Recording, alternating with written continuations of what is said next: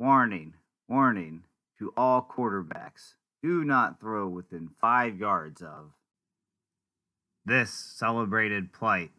Don't go high. He will be there. Peekaboo. Don't go middle. He will be there. Peekaboo. Don't go short. He will be there.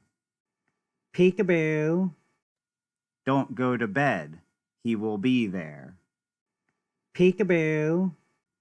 And now that he's in Baltimore, don't go to Fed. He will be there. Peekaboo. Today we're going to talk about DeShon Elliott, safety out of Texas. He was the 6th-round draft pick from the Baltimore Ravens. Now this man right here is one of my favorite prospects in the whole draft. I call him the celebrated one. We'll get to the video later and you'll see what I mean. In the meantime, let's continue his introduction because he certainly deserves a good one. At 6'1", 210 pounds, and 32-inch arms, he has a great body frame for an NFL safety, especially his 32-inch arms to come in handy when he helps in run support and being able to hold off blockers and make tackles. Now, he only played 1 year in college, his junior year, but in that 1 year, he came away with 6 interceptions and was unanimously voted first-team All-American, first-team Big 12. Tremendous accolades to achieve in just 1 year. Now, I do want to note, the 6 interceptions, some of them just kind of ended up falling in his lap. Now, not to knock on him, he's still a tremendous player and was able to put himself in good position for some of these, but it's just something to know. At the Combine, he ran a 4.58 with a 36-inch vertical. Now, these numbers aren't great by any means, but I don't necessarily think that they're a death sentence. When you watch him play, he plays a little faster than that, I think. And on top of that, good instincts and positioning, he can kind of help overcome some of his speed concerns to be a productive player in the NFL. Peekaboo. Now, the last thing I want to point out, if you scroll down, there's a little write-up here about DeShon by Lance Zierlein. The intellect of intellects, the brazened beast of judgment. In this write-up, Lance Zierlein wrote something, uncovered an exploit that I'm so happy he did. We all need to know. Ladies and gentlemen, this man is severely duck-footed. Now, this is tough news to swallow, and knowing this, I don't even know why DeShon Elliott has continued his existence, let alone continued to play football. But somehow this man has persevered through such disabilities that I'm going to go ahead and list his pro comparison immediately as Rudy Rudiger. And then in his strengths, bullet point, overcomer of plight. So I guess the first thing we'll do is see if this boy can play football. Seeing this play, coming across the field, trying to shadow this receiver. Follows him across, has great closing speed, makes a nice tackle. Wow, that is impressive. Look at that walk. Look at those duck feet. Quack, quack, quack, quack. I mean, I can't believe he can make a play like that with that kind of walk. See on this next play, he's playing high zone coverage. West Virginia trying to exploit him. And he makes another play. Wow, now that is just impressive. I guess to answer this question, it looks like DeShon Elliott can play at least a little bit of football, overcoming all of his lifetime plights. It's impressive, silencing all his doubters, including me.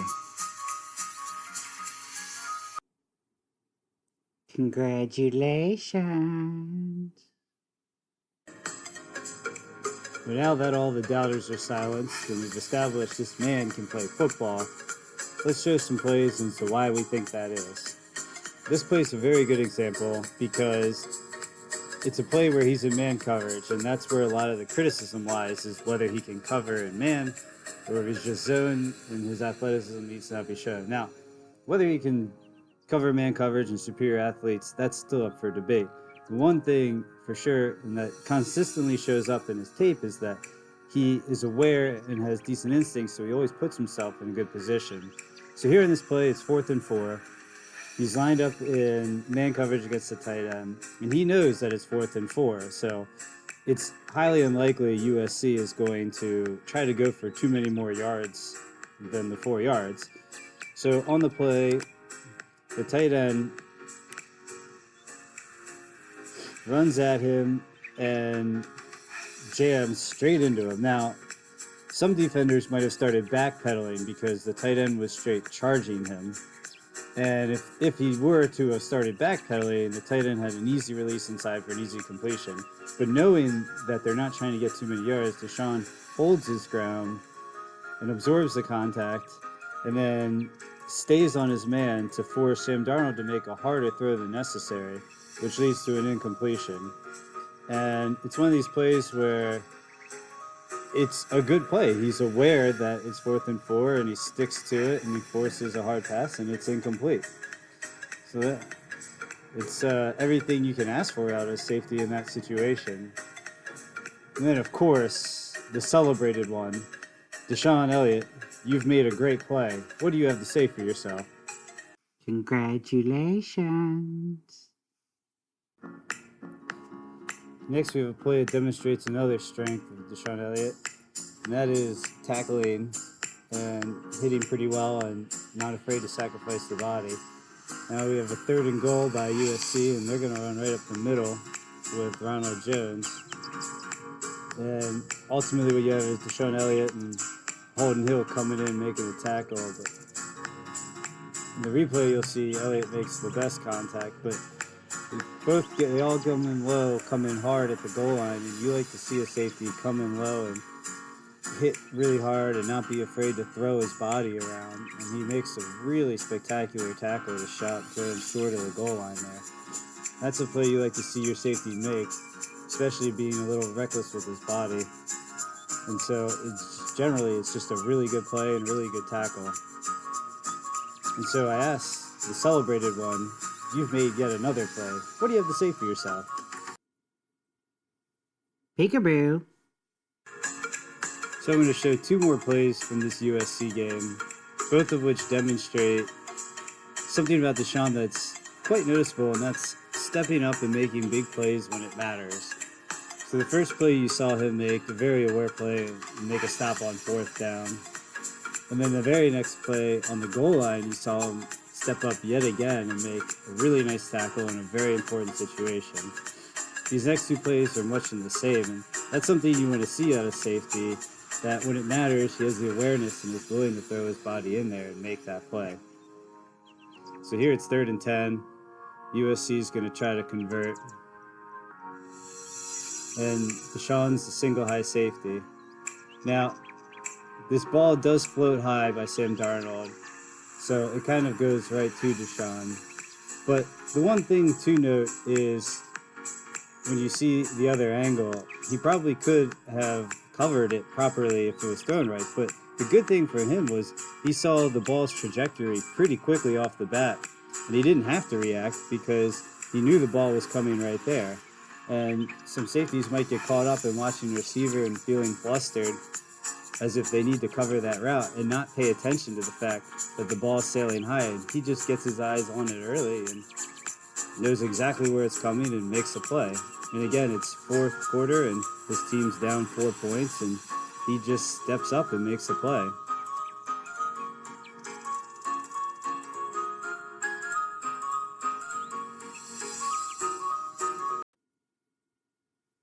Peekaboo. And right after making that interception, he makes yet another play here on 2nd and 6, where it's not a crazy, impressive athletic play, but it's a very smart, good awareness play. Where at 2nd and 6, USC is up 4. They just threw an interception to him, trying to go for a long on 3rd down. So, in his mind, in Texas's mind, USC doesn't want to risk another pick up 4 when they just got the ball back and dodged a bullet from that interception. So in 2nd and 6, you would think they might want to try short and try a third and short to make it easily convertible. Here on the play, DeShon Elliott is kind of in zone and looks down, and he immediately sees the wide receiver kind of pull up, so he knows the route's head cutting. And then he looks right at the quarterback to see if he's actually throwing there. And as he does, he notices that he's winding up and he starts breaking on it. He just has good closing speed and makes yet another good play. So 2 plays back to back in very crucial moments. And the gifted one, again, you've made 2 very crucial plays. What do you have to say for yourself?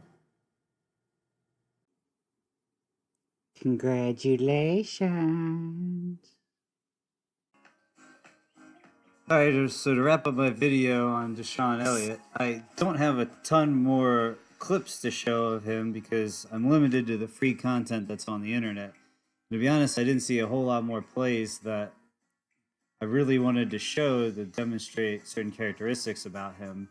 So I'm just going to run these highlights and kind of talk about what I saw. And honestly, that USC game early in the season, he had such a big game. It almost felt like teams didn't try to test him in a whole lot of ways in the season just after putting that game on film. But anyways, to get to what I think about him and how I feel entirely. Now, again, his athleticism, I can see the criticism on the tight hips and the lack of complete lateral mobility and all of that. He is athletic enough, though. But the thing I love about him is he's a very aware player. He's very instinctual. He's not afraid to throw his body in there if need be. He is strong at the point of attack. There are plays where he meets fullbacks. I think against Oklahoma State, there's 3 goal line plays in a row, and he just charges 3 times on a fullback and pretty much wins that battle entirely. And so it's just good to see someone and run.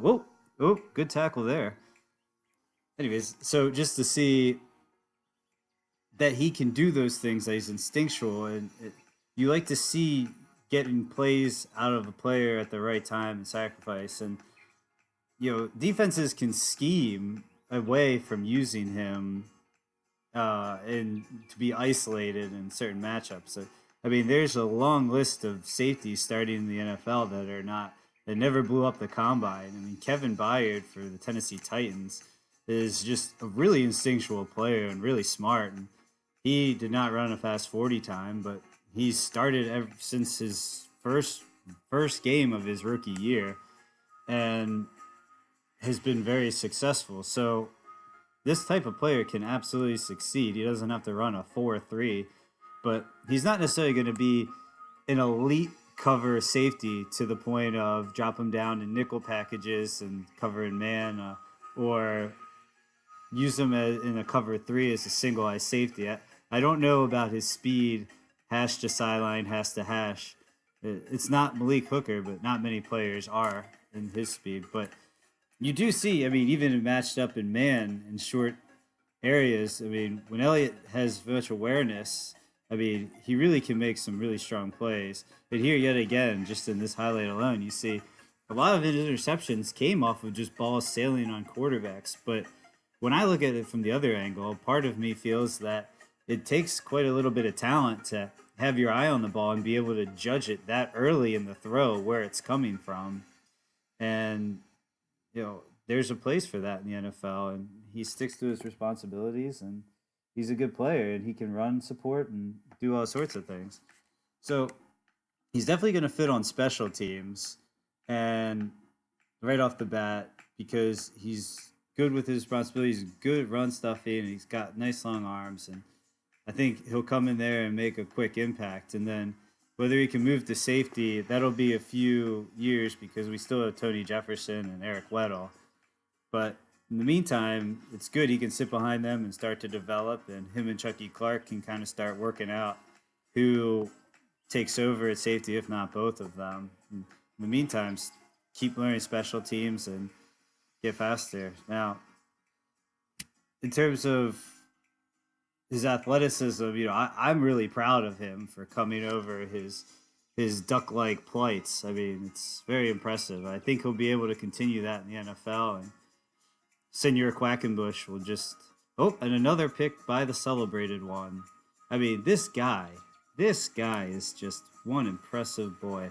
And he is my favorite prospect in the whole draft. I've thoroughly enjoyed watching him, and I cannot wait to watch him every Sunday making plays and celebrating and celebrating and celebrating. Ah, good times ahead in Baltimore. Nothing but pure excitement. So, if you're a little confused about what I think about the pick, we got him in the 6th round, and he's a tremendous player with great awareness and good athleticism. I think it's a great value pick. And I mean, look at that. Oh, can't wait to see that. Nothing but positives. I hope he's in Baltimore his entire career for years to come. Peekaboo. Congratulations. Peekaboo.